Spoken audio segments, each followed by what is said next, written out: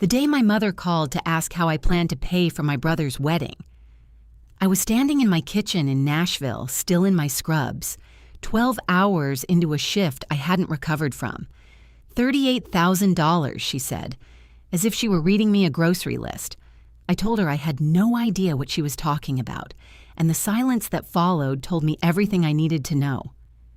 My name is Colleen Marsh. I'm 36 years old. I'm a registered nurse at Vanderbilt University Medical Center. I have been for the last 9 years. Before that, I was just the older daughter in a house in Murfreesboro, Tennessee, where being the responsible one wasn't something anyone thanked you for. It was just expected, like gravity. Growing up, my brother Danny was the golden one. Not in a cruel way, not at first. He was funny and magnetic, and he had this laugh that made rooms feel warmer. My parents, Bev and Carl, ran a landscaping company that did well enough in the good years, thin in the bad ones. Danny was the face of the family. I was the foundation. That was just how it worked. I paid my own way through nursing school at Middle Tennessee State, picked up weekend shifts at a Cracker Barrel, split a 2-bedroom apartment with 3 other girls, and graduated with a GPA that would have made the front page of the Murfreesboro Gazette if anybody had bothered to call them. Nobody did. Danny graduated community college the same year, and my parents threw him a party with a catered BBQ spread and a new truck in the driveway with a bow on the hood. I told myself it didn't sting. I was 22. I was good at telling myself things. I moved to Nashville, took the Vanderbilt position, and built something quiet in mine. A 1-bedroom apartment off Charlotte Pike. A savings account I actually added to. Friends from the unit who knew me as the one who didn't panic. I visited Murfreesboro for holidays, kept my distance the rest of the time, and convinced myself that was a choice, not a wound. Then, in February, Danny got engaged. Her name was Krista. She was 27, sweet enough in small doses, and had champagne taste on a beer budget, which would have been fine if the budget had been theirs. The engagement announcement came as a Facebook post, not a phone call. I found out through the algorithm, like everybody else. I texted Danny to congratulate him. He responded with a thumbs-up, emoji, and a fire emoji. That was the whole conversation. The wedding was set for September. Mountain View Farm in Leiper's Fork, 45 minutes outside Nashville. I'd driven past it once. Stone archway, white fencing, rolling hills in every direction. The kind of venue that has a pricing page that starts with, investment begins at... I remember thinking, how on earth are they affording this? 2 weeks before the wedding, my mother called. I was between patients sitting in the break room with a cup of coffee I hadn't had time to drink. I almost didn't answer. I'm glad I did, and I wish I hadn't. Colleen, honey. She had that voice, the one she used when she needed something, soft around the edges. I recognized it from childhood the way you recognize bad weather before it arrives. How are things? Fine, Mom.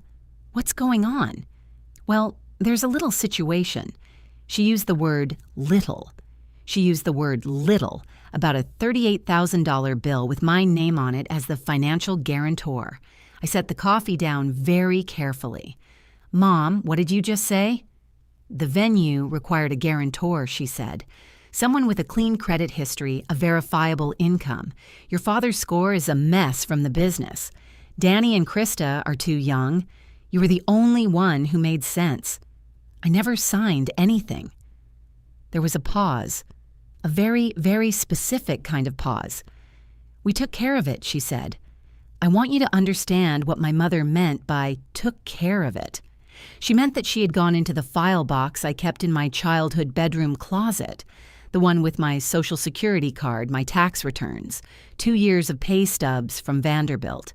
She meant that she had used my name, my income, my credit, to sign a binding legal agreement for a $38,000 wedding venue, without asking me, without telling me, the day before the wedding when it was too late for me to do anything about it. I didn't cry. I'm a nurse. I've learned to hold a very still face when the room is on fire. I said, "Mom, I need you to listen to me carefully.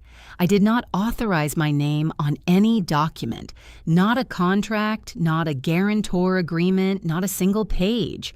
And if my signature is on something, it isn't mine." Another pause. Then my father got on the line. "Colleen, don't make this ugly. The venue is booked. The deposits are paid. Your brother is getting married tomorrow. You can deal with the money part after." After, he said after. After the flowers and the first dance and the 4-course dinner at a venue I was technically responsible for. I will never forget the word after as long as I live. I went to the wedding because I am the kind of person who shows up even when every molecule in my body is screaming to turn the car around. I sat in the 3rd row in the blue wrap dress I bought specifically for the occasion. I watched Danny cry when he saw Krista at the end of the aisle, and I felt 2 things at exactly the same time. Something real and warm from my little brother, and something cold and precise ticking underneath it.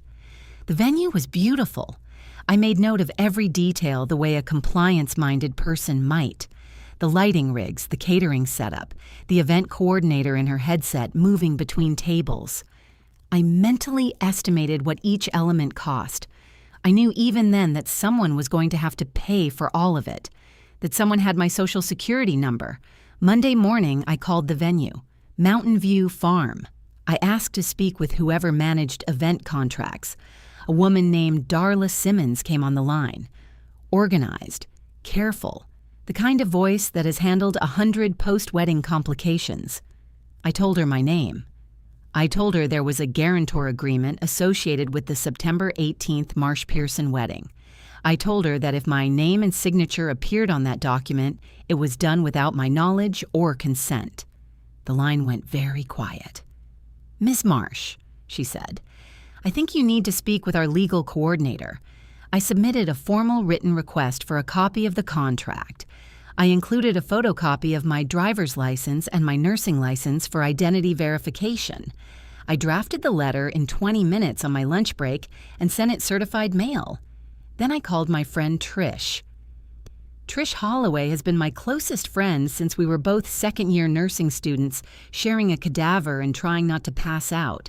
She's sharp, practical, and she has a brother who's a contracts attorney in Brentwood, Tennessee. I told her everything. She was quiet for exactly 4 seconds. "Colleen, that's fraud, I know. Like, actual fraud. Forgery on a legal document. That's not a family disagreement. That is a crime. I know. What do you need?" "I need to see the contract first. And I need someone who isn't going to tell me to just let it go." She showed up at my apartment that evening with Chick-fil-A and her laptop. That's friendship. That's the real thing. The contract arrived Thursday via email from Mountain View Farms legal department. I opened it on my phone at 6:47 in the morning before my shift. I scrolled to the signature line. There was my name, Colleen Ann Marsh, printed in a font I didn't choose, and below it a signature I have never produced in my life. Loopy and slanted in a way that looked nothing like the clean practice signature I'd spent years developing, because nurses sign a lot of documents and you learn early that your name matters. I forwarded it to Trish's brother Marcus before I even changed out of my pajamas. His response came back in 2 hours. "This is actionable. Don't pay anything. Don't agree to anything. Don't take any family calls without documenting them. The family calls came anyway. My Aunt Linda went first. Colleen, your mama is devastated. She thought she was doing what was best. You know how your father feels about asking for help.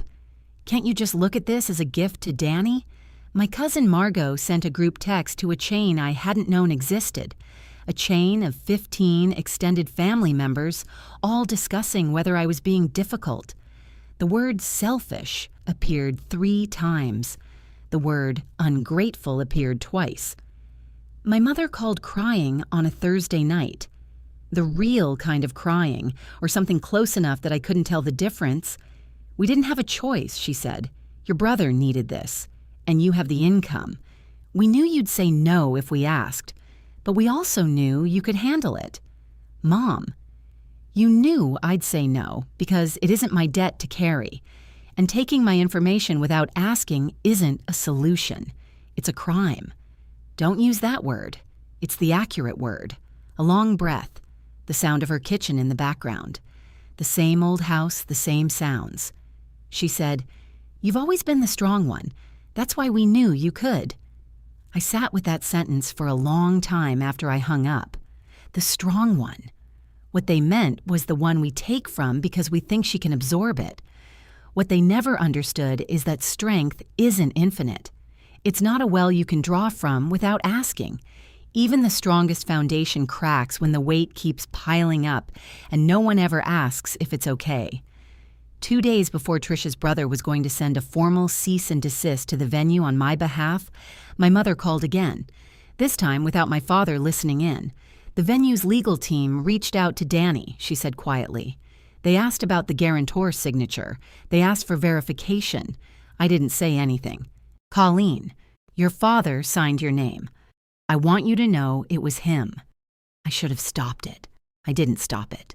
And I'm telling you now because I think you deserve to know the truth before this goes any further.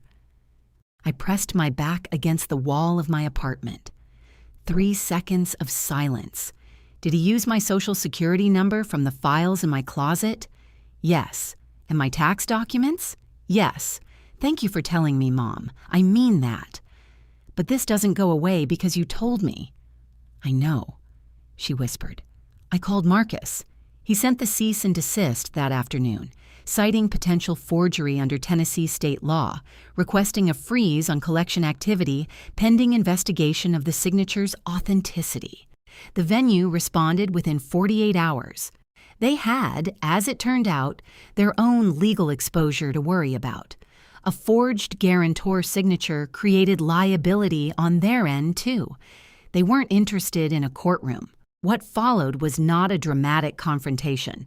There was no screaming, no tearful confession in a living room with the whole family watching. My father called me on a Sunday night, 2 weeks after Marcus's letter went out. His voice was flat, exhausted, the bravado completely drained out of it. The venue agreed to a payment plan, he said. Danny and Krista are contributing. We're covering the rest. Okay, I need you to know. He stopped. I waited. It wasn't right. What I did. It wasn't right. No, it wasn't. He didn't apologize. Not exactly. But he said the words, "it wasn't right," and I believe he meant them in the only language he knows how to use, which has always been smaller and quieter than the one I needed. I accepted it the way you accept an imperfect repair on something that used to be whole. It holds. It doesn't look the same. The venue did not pursue criminal charges. They rarely do when a payment arrangement is reached. My name was formally removed from the guarantor agreement and replaced with a co-signed arrangement between my parents and Danny. My credit was untouched. My social security number was not compromised further. Marcus sent me a bill for $200. I tried to pay him the full rate. He refused, said it was a freebie for Trisha's oldest friend. I brought him a bottle of Blanton's bourbon and a handwritten note that said, "You gave me my name back." He texted me later that night, framed it. My brother called in November, 2 months after the wedding, first call since everything came out. We talked for a while. He said he didn't know at first. He said he found out after the fact and didn't know what to do and made the wrong choice by saying nothing. I believe him. I also told him that silence in those moments is its own kind of choice and that I'd need some time. He said, "I know. I get it. Take your time." That was more than I expected, more than I was ready for. I said I'd call him at Christmas. I did. It was a short call. We didn't resolve everything. We're not going to resolve everything. But we talked, and that's a door I hadn't opened in a long time. And it turned out the hinge still worked. It's a Tuesday evening now. Nashville in late October. The kind of evening where the light goes gold and sideways through the blinds and the whole city smells like wood smoke and possibility. I'm off shift. I'm in my apartment, the one I pay for, the one with my name on the lease and only my name. I think about what my mother said, the strong one, like it was a compliment, like it was a gift I should be grateful for. Here's what I know now, though. Strength isn't what makes you the person people take from. Strength is what makes you the person who finally, quietly, firmly says, "Not this time." I didn't yell. I didn't threaten. I didn't go to war with my family. I just held the line. I let the truth do what truth does when you stop running from it. And I let the people who owed me an explanation live inside that truth until they found their own way to say something real. My name is Colleen Ann Marsh. I'm a nurse. I save lives for a living and I sign my own documents. Nobody signs for me. Not anymore. And that is a boundary I will hold for the rest of my life.